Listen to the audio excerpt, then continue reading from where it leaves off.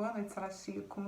É com muito prazer que nós estamos reunidos nesta noite de quarta-feira para mais uma noite de estudos doutrinários, trabalhando nesta temporada a obra O que é o Espiritismo de Allan Kardec. Dando continuidade ao estudo do segundo capítulo, hoje trataremos sobre o trecho Identidade dos Espíritos. Falamos anteriormente com o nosso irmão Manuel sobre o charlatanismo e agora falaremos sobre a questão da identidade dos espíritos. Mas antes faremos a nossa prece, vamos levar nosso pensamento a Deus, a espiritualidade amiga, a Jesus, nosso guia e modelo, e vamos agradecer a oportunidade de estarmos juntos, agradecermos ao privilégio de estarmos neste momento prontos e desejosos de aprender, de nos aprimorar, de trabalhar para o nosso progresso. Pedimos também, Senhor, a Tua proteção para todos os irmãos que estão presentes em nossa reunião virtual e mesmo para aqueles que não puderam estar presentes, ainda que virtualmente, que Tua luz se estenda a todos, levando a paz, o consolo necessário a todos os corações que estão aflitos.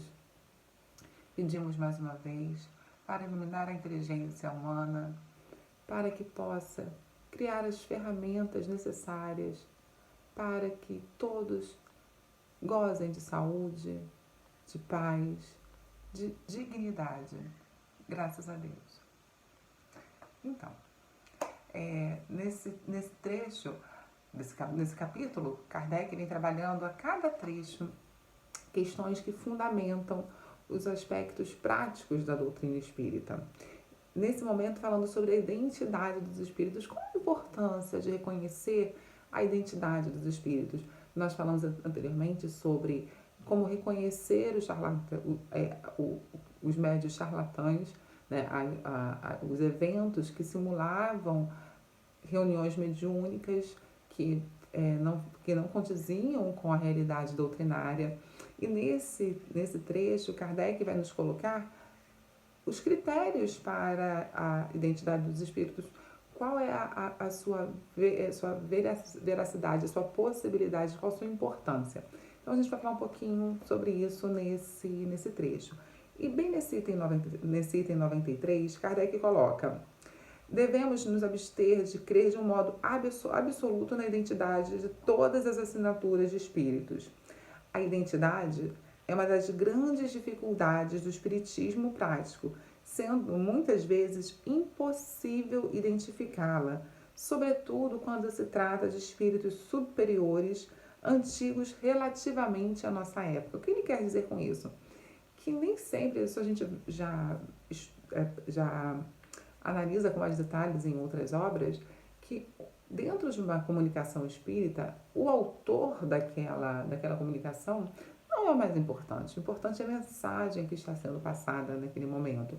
Muitas vezes, alguns espíritos se identificam como personalidades conhecidas do nosso tempo, ou no nosso tempo, personalidades antigas que são conhecidas no nosso tempo, para facilitar a compreensão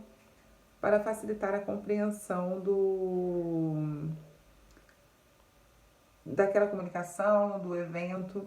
No entanto, o nome que está assinando ali é o que menos importa, sim, aquela mensagem que está sendo passada, que está sendo transmitida através daquela comunicação. E o que Kardec coloca é que quanto mais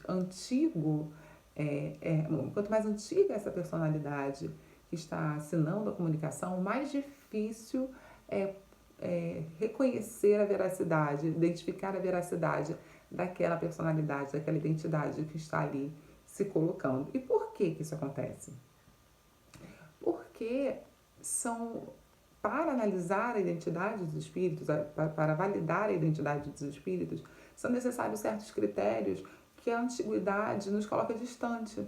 Né? A antiguidade do tempo vai nos colocar distante das ferramentas que nós teríamos para poder identificar a identidade real ou não daquele espírito. Então, nesse sentido, Kardec continua: a questão da identidade é, neste caso, inteiramente secundária e seria pueril atribuir-lhe importância. O que importa é a natureza do ensino, se é boa ou se é má, digno ou indigno da personalidade que assina, se esta o subscreveria ou repeliria.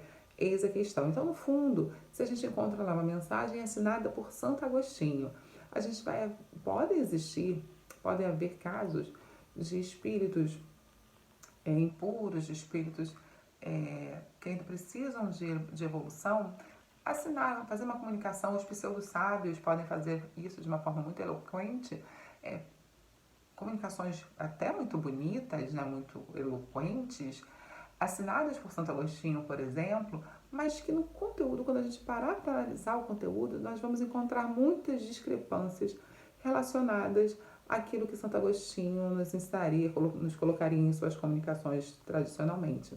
Então, pelo estilo, pelo conteúdo, nós podemos identificar essa comunicação como não sendo de Santo Agostinho, por exemplo.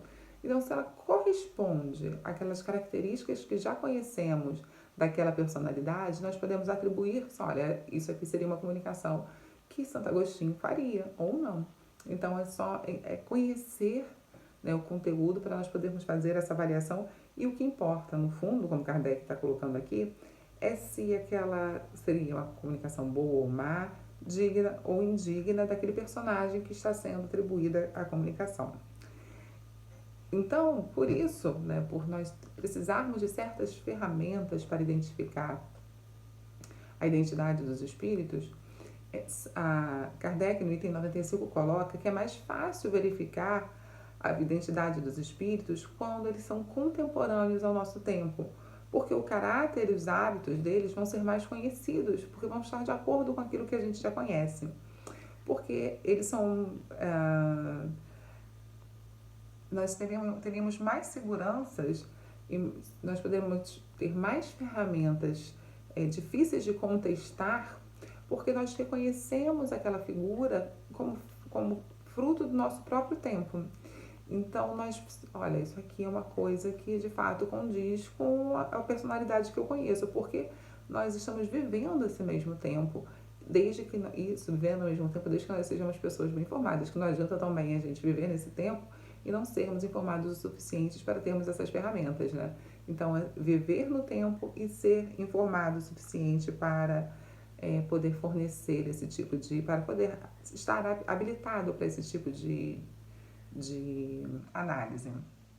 Por fim, Kardec orienta que o espírito revela a sua identidade por grande número de circunstâncias patenteadas nas comunicações, nas quais refletem seus hábitos, caráter, linguagem e até locuções familiares, até expressões que são comuns de serem daquele indivíduo dizer.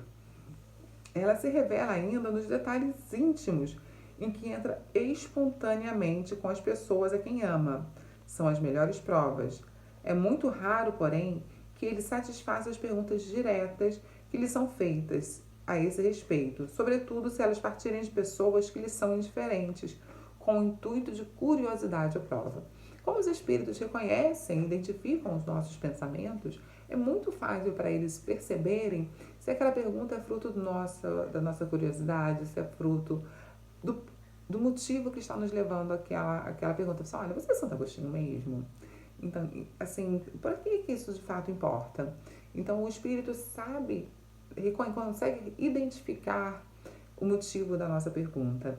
E esse motivo ele é muito sintomático, porque o interesse do espírita não é mais em conhecer o sobrenatural, o fantástico, é estudar o fenômeno para compreender o fenômeno, para compreender o conteúdo, os ensinamentos morais que estão sendo transmitidos naquela comunicação. Então, reconhecer